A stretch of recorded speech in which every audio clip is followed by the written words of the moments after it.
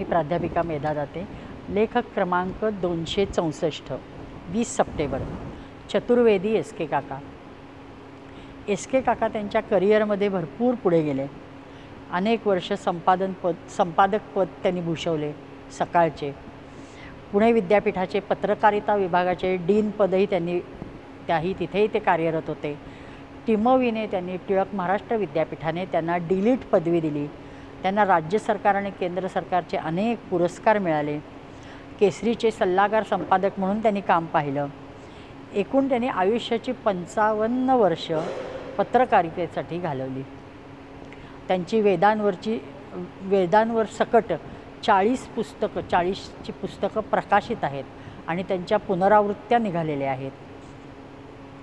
त्यांनी माजी केंद्रीय मंत्री यशवंतराव यांच्यावर लोकोत्तर लोकनेता म्हणून चरित्रलेखन केले आहे. त्याशिवाय ते बहुभाषिक उत्तम वक्ते आहेत. एरवी त्यांनी खूप सोसले त्यामुळं आणि पुणेकर आहेत त्याच्यामुळं साहजिकच एक त्यांच्या वाणीत स्पष्ट वक्तेपणा आणि अलिप्तता आहे. पण पुस्तकातून मात्र सर्वच शब्द श्रीजींचे वचने ते उद्धृत करत असल्यामुळे अत्यंत मृदू शब्दाने ते बोलतात. अनेक पुरस्कारांचे असे हे मानकरी असले तरी त्याचे सारे श्रेय ते श्रीजींना देतात आणि श्रीकृपेला देतात.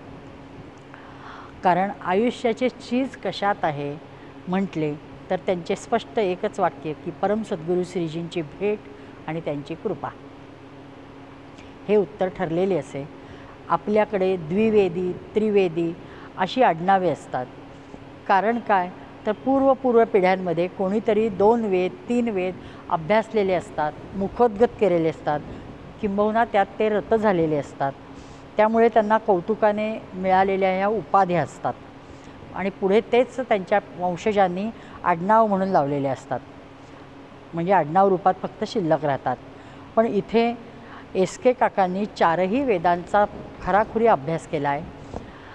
कोणत्या ऋचा ऋग्वेदात आहेत, कोणत्या ऋचा ऋग्वेद व यजुर्वेदात आहेत, कोणत्या ऋचा ऋग्वेद अथर्ववेदात आहेत सारख्या आहेत.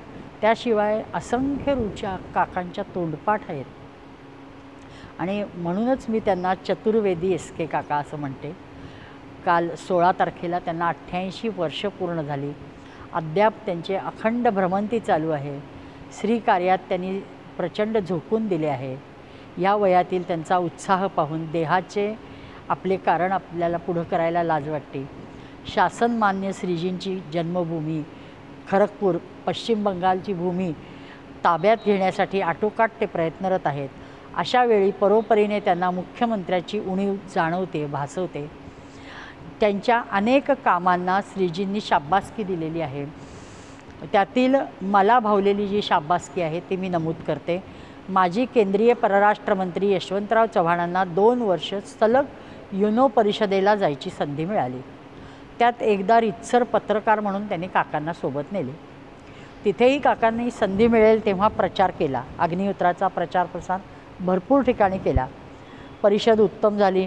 ते परतत होते तेव्हा परतताना आम्स्टरडॅमला थांबले. फ्लाईटला वेळ होता खूप. काकांना प्रचाराची खूप खुमखुमी होती पण समोर तर माणूस नव्हता. आता काय करायचं म्हणून त्यांनी एक नामी युक्ती काढली आणि ते एका मोकळ्या लांब जागेत गेले आणि अग्निहोत्र मंत्र आणि सप्तश्लोकी मोठ्यांदा म्हणली आणि ही सर्व वाक्सेवा गुरुचरणी समर्पित म्हणून गुरूंना वंदन केले आणि पुण्याला आले. लवकरच त्यांनी अक्कलकोटला जायचे ठरवले. आले. सर्व वृत्तांत श्रीजींना कथन केला. परिषदेच्या खाचखळग्या वेगवेगळे कसे प्रतिनिधी आले ते सगळं इत्थंभूत वर्णन केलं आणि एअरपोर्टवरचा प्रचार काय सांगायचा आहे म्हणून ते त्यांनी टाळलं. म्हणजे फारसं सांगण्यासारखं नाही असं मनाने धरलं होतं. पण सगळं झाल्यावर श्रीजी त्यांना म्हणाले बाकी सर्व ठीक आहे पण आम्हाला तुम्हाला शाबासकी द्यायची आहे. तर ते म्हणतात कारण तुम्ही एअरपोर्टवर जे मंत्र म्हटलेत आणि सप्तश्लोकी ती फार छान म्हणली, आम्हाला आवडली. काका अवाक झाले पण शाबासकीमुळे खूप सुखावले. धन्य प्रचारक आणि धन्य श्रीकृपा.